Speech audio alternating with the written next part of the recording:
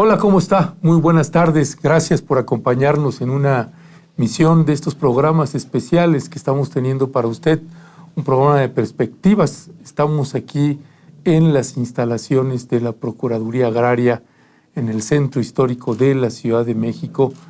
Yo le quiero dar la más cordial bienvenida a usted y también la más cordial bienvenida al Procurador Agrario, Luis Hernández Palacios, quien nos hizo favor de aceptar esta entrevista aquí en sus oficinas. Así que, Luis, ¿cómo estás? Querido Ernesto, muy buenas tardes. Muchas gracias por el interés en realizar esta entrevista. Para nosotros es un gusto por el reconocimiento que tenemos a la veracidad, a la honestidad de tu programa, a Rompevientos, a ti en lo personal, y porque compartimos este valor de la honestidad como un componente de la Cuarta Transformación. Sí. Muchas gracias, Ernesto. Gracias, Luis. Y mire, nada más le hago una aclaración aquí. Usted me ve que le estoy hablando de tú, aquí al Procurador Agrario. Ya lo hemos entrevistado en otras ocasiones y tenemos una confianza para hacerlo. Así que no crea usted que es una falta de una falta de respeto o algo. Es algo que acordamos él y yo. ¿Sí? Es algo coloquial que se basa en el respeto mutuo, en el que cada uno tiene un papel que jugar, pero nos lo reconocemos recíprocamente. Así es, Procurador. Gracias, Ernesto. Así es, gracias, Luis. Pues Luis Hernández Palacios, Procurador Agrario de la República Mexicana. Pues hay muchísimos temas. La Procuraduría Agraria comúnmente tiene un bajo perfil en términos mediáticos y por eso también nos interesa muchísimo el poder tener esta charla con ustedes, porque hay un trabajo que se está haciendo y que nos interesa pues conocer a plenitud. Y uno que ahorita que estamos con una propuesta que ha hecho el presidente de la República en materia, uno, de reforma eléctrica, pero está incorporando también el rescate, la recuperación, administración, explotación del litio mexicano. Pero no solamente el litio, sino otros minerales. Eso nos lleva a otro tema que hemos estado abordando muchísimo en Rompeviento TV y que tiene que ver también con la ley minera. Y nosotros hemos hablado de pueblos indígenas afectados o impactados por esta ley minera y por las mineras que han llegado a ocupar sus territorios y que los han devastado y que los han desplazado o despojado de sus tierras. Pero hemos hablado nosotros en Rompeviento TV de pueblos indígenas, no de núcleos agrarios. Y así que sobre ese tema me gustaría preguntarte cuántos núcleos agrarios actualmente pues, están afectados donde hay minería. Muchas gracias, Ernesto. Primero, creo que es muy importante esta labor de difusión para darle visibilidad a los núcleos agrarios del país, porque el neoliberalismo en los últimos 30 años fue ocultándolo como si fuera algo para meter abajo de la alfombra, después de que el resultado de la Revolución Mexicana fue el reparto agrario sobre el que se construyó el México del siglo XX y que implicó que más del 51% del territorio nacional esté ocupado por 32.900 núcleos, que está constituido por ejidos y comunidades. De esos 32.900 núcleos vigentes en todo el país, aproximadamente unos 5,000 núcleos están afectados directamente por la imposición de actividades mineras, aun cuando las concesiones mineras que están vigentes, aunque no todas operando, que es una distinción interesante, afectan al 16% de la superficie del país. 16%, es un mundo. Que es un mundo extraordinario. De los 2 millones de hectáreas que constituyen el territorio nacional, estamos hablando que el 16% está impactado por concesiones mineras que fueron las otorgadas fundamentalmente del año 2000 en adelante, aun cuando la ley minera data de 1990. Ahí estamos hablando de afectaciones a pueblos indígenas y núcleos agrarios, en general. Okay. Es muy importante incluso hacer una distinción porque tiende a confundirse que las comunidades agrarias corresponden a pueblos originarios, lo que no es una verdad absoluta. No hay un sentido de identidad. Las comunidades agrarias son aquellos pueblos que tuvieron un reconocimiento, una merced real durante la colonia y se les concedió un territorio. A lo largo del tiempo fueron siendo objeto de diversos actos de despojo y de desnaturalización, pero la preexistencia de su título primordial es lo que dio origen a la lucha de Zapata para la restitución de las tierras a los pueblos y comunidades. Como no todos los campesinos sin tierra, ni todos los pueblos podían acreditar tener este título primordial, a partir de 1920 se abre la puerta para la dotación de ejidos y por lo tanto empieza una doble vía: reconocimiento y restitución de tierras a comunidades y dotación a ejidos. Un alto componente, efectivamente, de lo que son las comunidades agrarias son pueblos originarios, pero no hay un sentido de identidad al 100%. En los estados de Oaxaca, de Guerrero, de Chiapas, sí hay una gran coincidencia, en el resto del país no. Y por ejemplo, un dato paradigmático: en el estado de Yucatán no hay comunidades agrarias, porque nunca los conquistadores reconocieron a los mayas que tuvieran propiedad sobre sus tierras. Arrasaron el territorio, lo sometieron y esclavizaron a los mayas. Por eso Carrillo Puerto inicia el reparto mediante la dotación y eso hace que todo Yucatán sean ejidos. Ya, en esta parte, cuando hablamos de núcleos agrarios y retomando un poco el tema de la minería, ¿cuántos núcleos agrarios están afectados ahí? Son en hectáreas. La afectación total son más de 15 millones de hectáreas que implican el 16% de la superficie de los núcleos. Son 15 millones de hectáreas. Sobre núcleos agrarios. Ok. Ahora, de estas 15 millones de hectáreas, ahorita me mencionaste, una es que estén concesionadas y otra es que estén en operación. ¿Tienen documentadas cuántas están en operación o no? No tenemos el cruce entre las que están en operación y la afectación con núcleos agrarios. Es algo que estamos construyendo. En una entrevista que te hice pues, hace casi año y medio, 2.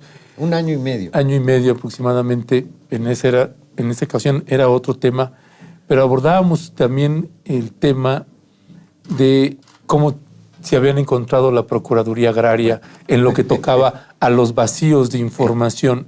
Claro. Si pudieras, Luis, para tratar de conectarlo con esto, ¿cuáles son, desde lo que ustedes encontraron una vez que asumiste la administración de la Procuraduría Agraria, los desafíos más urgentes y primarios que tienen que ustedes que estar pues revisando y para sacar el dato duro? Mira, en primer lugar, no hubo nunca una actualización de los datos verídicos sobre los titulares de derecho al interior de los núcleos agrarios.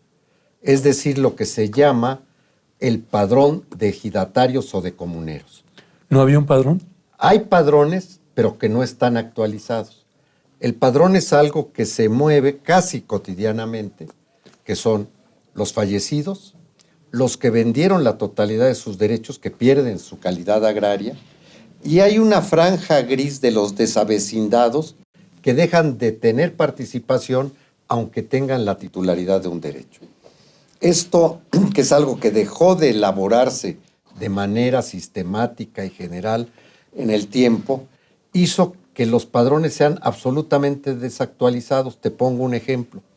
De 1992 a 1998, el programa rector de la Procuraduría Agraria fue el programa de certificación de derechos ejidales, que algunos dieron en llamar como una segunda reforma porque actualizaba los datos de todos quienes se encontraban al interior de los núcleos y se les reconocieron derechos.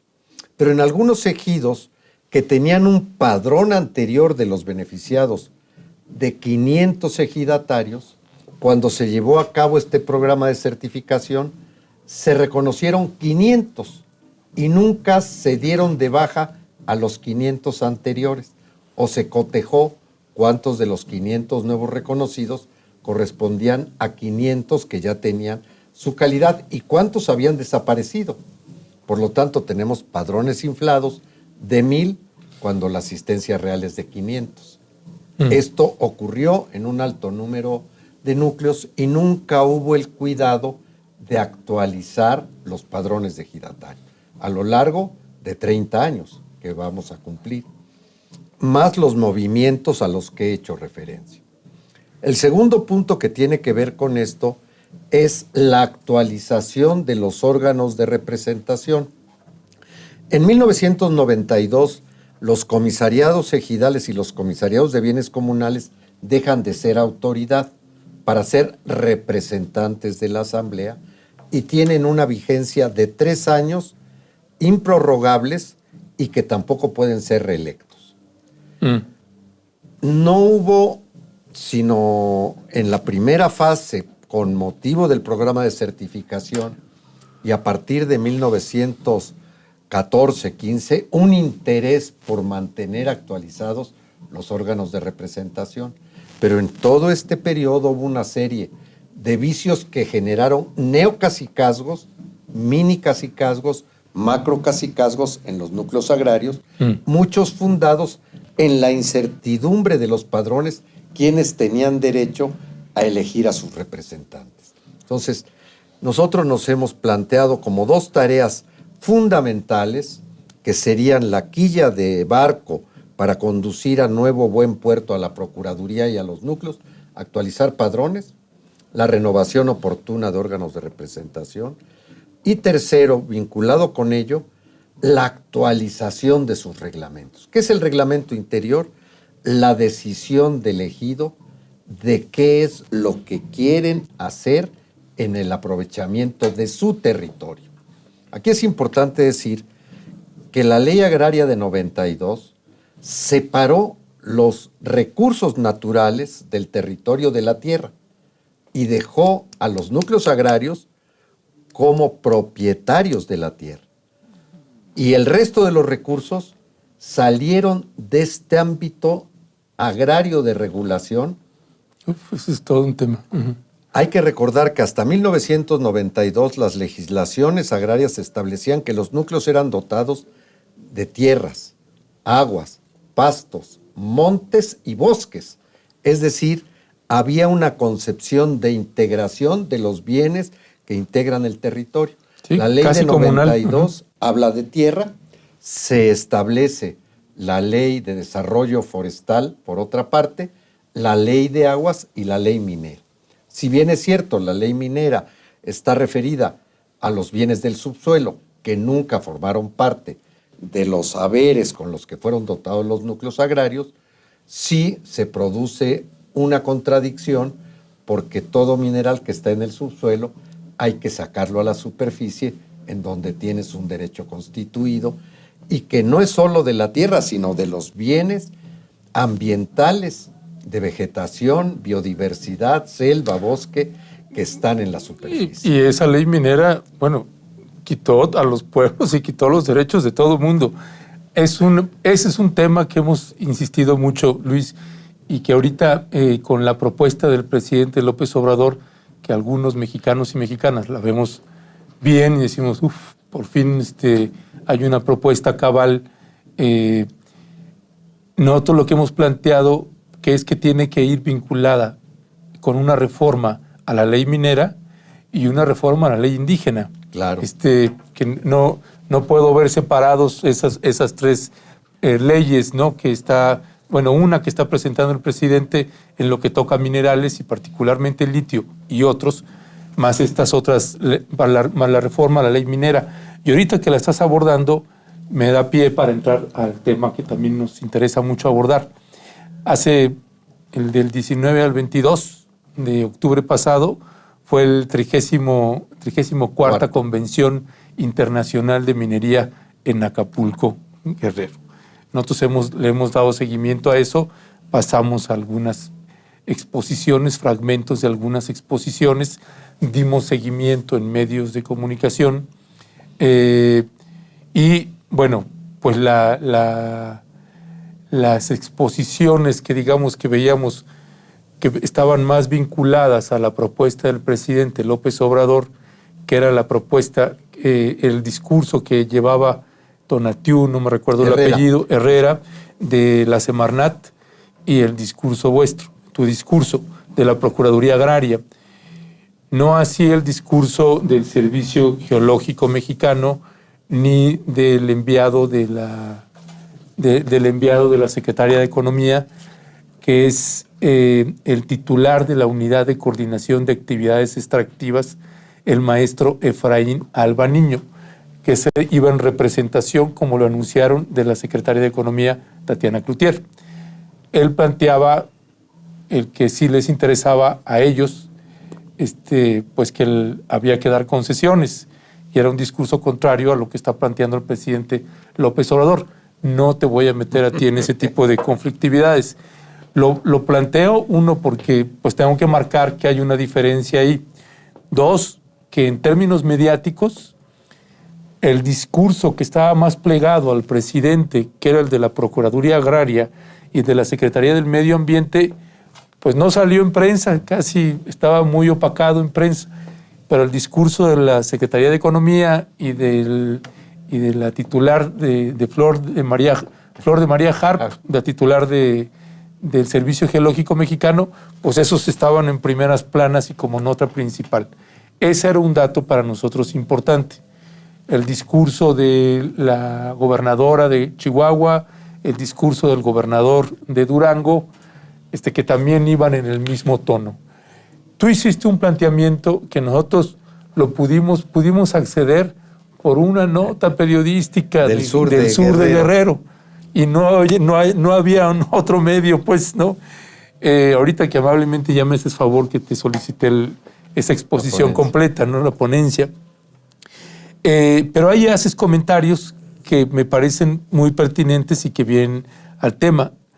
Dicen, las concesiones constituyen una imposición sin procedente, compensatorios claros por impacto social o ambiental o con relación a la ocupación superficial o servidumbre de paso, por lo que debe reformarse la norma, señalaste ahí, y son datos fundamentales. Esta parte de la ley minera son varios artículos que tenemos identificados, el 2, el 6, el 13, el 6, el 19 creo. Bueno, hay varios que prácticamente están legalizando el despojo, pero hay una particularidad que consideramos que son inconstitucionales porque están violentando el artículo 27 constitucional. ¿Cuál es, desde la valoración de la Procuraduría Agraria, las modificaciones sustantivas que tendrían que hacerse en la ley minera? Sí. Parto por la consideración que tú formulas en que el artículo 6 de la ley minera establece el carácter de actividad prioritaria que estará sobre cualquier otra en el ámbito económico.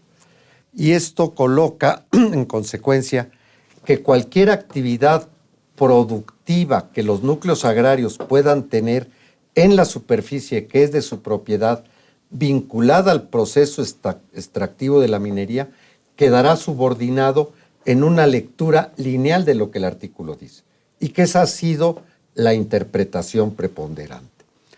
Como el mineral requiere, al ser extraído, ponerse en la superficie, ser beneficiado y transportarse, remite en consecuencia a lo que establece la ley agraria, que garantiza las posibilidades de contrato, de ocupación temporal, de ocupación superficial o de servidumbres de paso a través de contratos o de convenios. Estos contratos o convenios son un elemento mínimo simplemente para una ocupación sin prever los resultados que va a tener sobre la condición del territorio.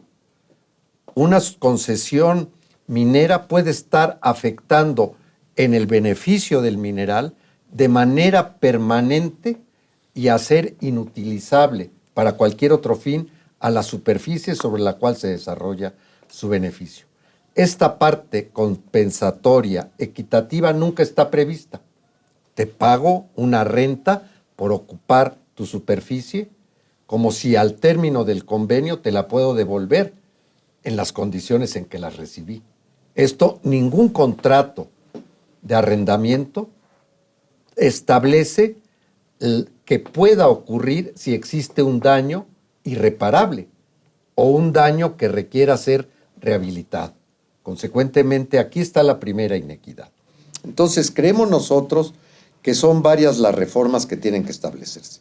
La primera y más importante es concederle a los núcleos agrarios el beneficio, el derecho de ejercicio del ordenamiento territorial participativo.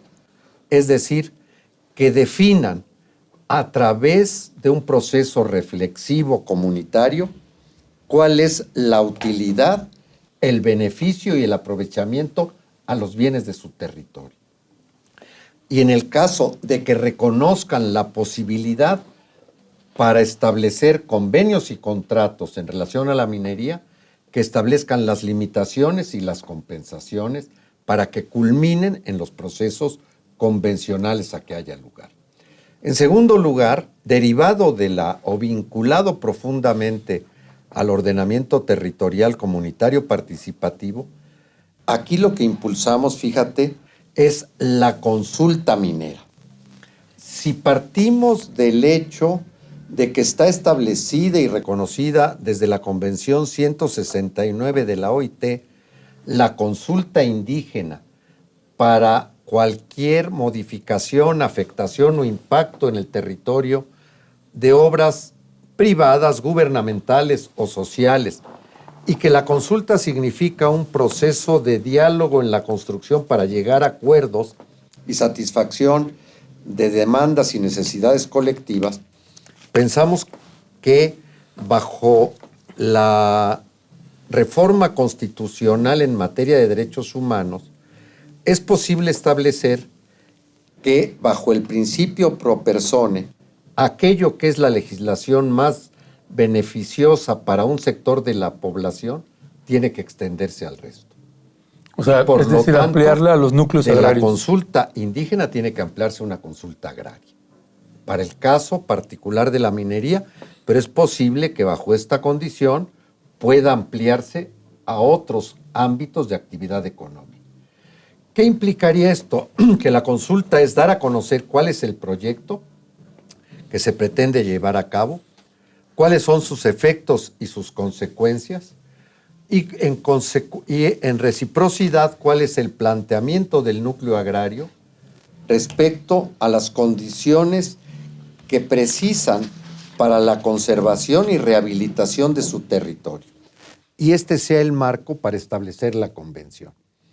En ese sentido, creemos nosotros que derivarán en consecuencia los términos de equidad que puedan plantearse para la ocupación temporal, la ocupación superficial y las servidumbres de paso. Te pongo un ejemplo. Si en función de un proyecto minero cuyo proceso de beneficio va a tener un impacto de arrasamiento ambiental, en que la tierra quedará inutilizada, el convenio puede no ser de arrendamiento, sino de permuta de la tierra del núcleo para que se lleve a cabo el beneficio del mineral y se les adquieran otras tierras para que puedan seguir llevando adelante la vida cotidiana y la propuesta de bienestar colectivo que les interesa.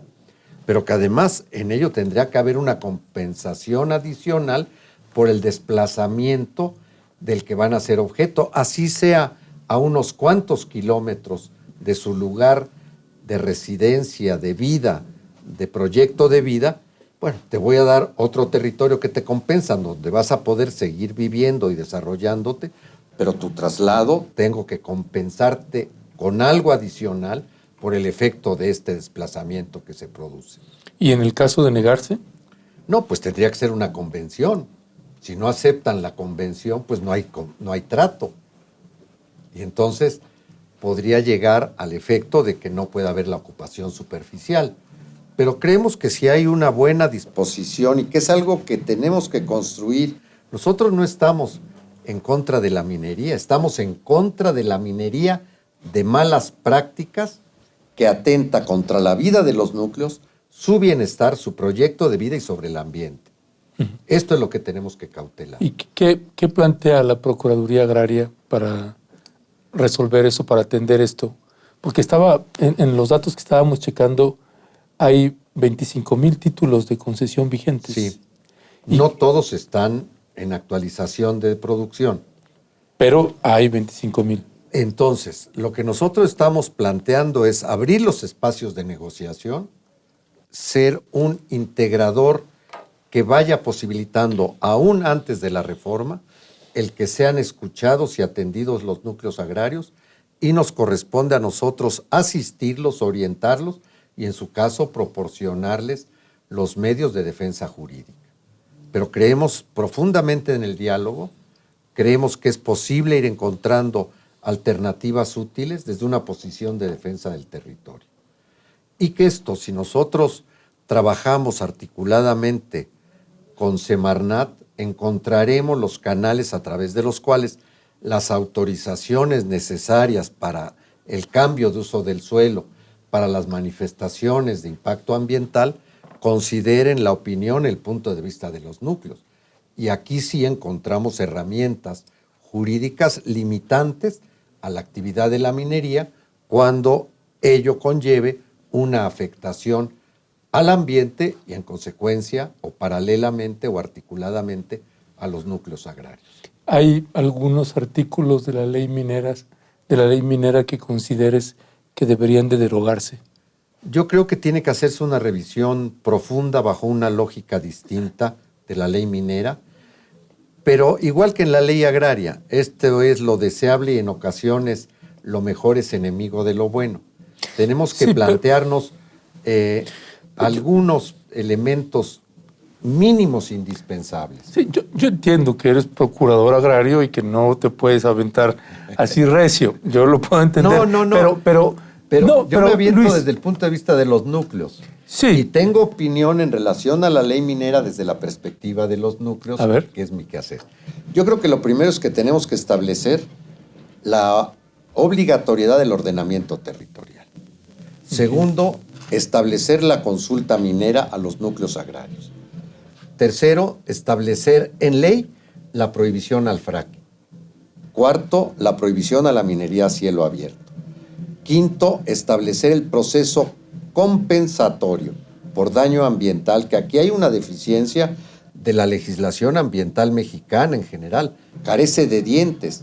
La autoridad ambiental solamente sanciona lo que es la afectación al medio ambiente y la reparación del daño tiene que llevarse por cuerda separada. En el ámbito minero tendría que establecerse la obligatoriedad de la compensación y rehabilitación ambiental en relación a los daños que cause la actividad minera. Esto creo que serían los elementos más importantes a ser incluidos. Ok, de la ley minera, vuelvo al punto. Hay artículos que están violentando el artículo 27 constitucional. Yo creo que esos tendrían que derogarse, ¿no te parece? Así es. Es decir, la propiedad originaria del territorio nacional por disposición constitucional pertenece originariamente a la nación. Esto incluye los bienes del suelo y los del subsuelo. Y tiene la posibilidad del Estado de concesionar aquellos del subsuelo en donde no tenga capacidad directa o no correspondan a un interés estratégico. Esto no está definido, sería la primera adición a establecer qué bienes no son concesionables, para que pueda incluirse el litio en primer lugar, pero hacer una revisión de qué otros minerales y minerales metálicos y no metálicos tendrían que quedar sujetos a esta limitación. Hablando del fracking y de núcleos agrarios, ya me está avisando aquí un diablito que tienes de tu lado que me quedan 5 minutos, pero hablando del fracking, revisando el presupuesto de egresos que presentó el presidente López Obrador, se lo planteé en la mañanera, nomás que hubo silencio en la torre. Hubo un incremento de 2 millones y fracción a 17,000 millones para el fracking, cuando dice que no hay fracking. ¿Cómo explicarlo desde la Procuraduría Agraria? No, a ver, yo creo que la materia del fracking es más general que hablar solo de minería. Sí. Yo creo que habría que revisar. Pero es del gas lutita al que me estoy refiriendo específicamente. Por eso, ¿a cuál te refieres? Al gas lutita. Creo que habría que revisarlo con detenimiento. Una cosa bien hacer los minerales, otros bienes que se extraigan del subsuelo, aunque el presidente ha sido enfático en no al fracking. Sí, por eso me llamaba la atención. Digo, aproveché porque lo comentaste ahorita, lo del fracking. Yo creo que la decisión, la claridad con que el presidente lo ha establecido es nítido. Habría que revisar cómo está en el presupuesto. Ya. Luis, casi para cerrar. En esta 34ª Convención Internacional de Minería que se llevó a cabo en Acapulco, Guerrero, ¿tuviste plática con los mineros? Sí. ¿Cuál es la reacción a tu conferencia? Se presentaron 2 directores de empresas mineras, 5 gerentes de empresas de abogados que representan intereses mineros al término de mi exposición, a decirme que les parecía muy oportuno que pudiera establecerse una línea de diálogo para la reforma, una línea de diálogo para establecer la consulta, que les parecía muy oportuno, y además porque ellos también han sufrido frente a las circunstancias de buscar la mediación y el acuerdo, la irrupción de pseudolíderes agrarios que dicen representar a los núcleos, de pseudoabogados o de abogados que dicen representar a los núcleos. Uno de los convenios más importantes que se ha hecho en términos de minería estableció textualmente el pago del 30% de la compensación a los núcleos directamente al despacho de abogados que lo representaban. Y por el otro lado, los pueblos agrarios y las comunidades pues han tenido que enfrentar la voracidad de los mineros. No, bueno, eso está de antemano. Yo lo que digo es, si logramos establecer un adecuado clima de diálogo, todas las partes estarán de acuerdo. Y esto implica reducir la prepotencia que viene nutrida de toda la cadena de despojos que se inaugura desde la colonia. La conquista fue un acto de imposición, apropiación, expropiación, donde la mira del conquistador era los metales preciosos. ¿No te parece un desacierto por parte de los que organizaron la convención minera que tu exposición no la podamos hallar en ningún lugar? Pues yo creo que es parte de los intereses que dirigen a esta asociación y quienes lo sostienen. Nosotros cumplimos con nuestro deber de tratar de difundir. Por eso te agradezco mucho, porque deriva de esta condición del neoliberalismo de hacer invisibles a los núcleos agrarios, a sus habitantes, y haber hecho invisible a la Procuraduría. Tenemos que recuperar esa posibilidad, empoderar a los núcleos para ir logrando la equidad que requieren en los tratos en beneficio de sus ocupantes.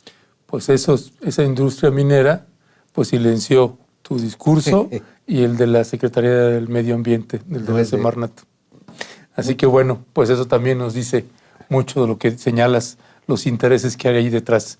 Luis Hernández Palacios, Procurador Agrario, muchísimas gracias. Muchas gracias, Ernesto. Muy gentil y a tus órdenes siempre. Esto es lo que queremos, que se difunda, que se corran los velos que ocultan una realidad lacerante, profunda y extendida en nuestro país. Ya, gracias. Ahí les vamos a pedir si nos pueden dar también la exposición digital. Sí, cómo no. Porque queremos subirla también. ¿Cómo no? Sí, muchas gracias. Bueno, pues le queremos agradecer que nos haya acompañado en esta serie de programas especiales de perspectivas aquí en Rompeviento TV. Gracias todas. Gracias siempre.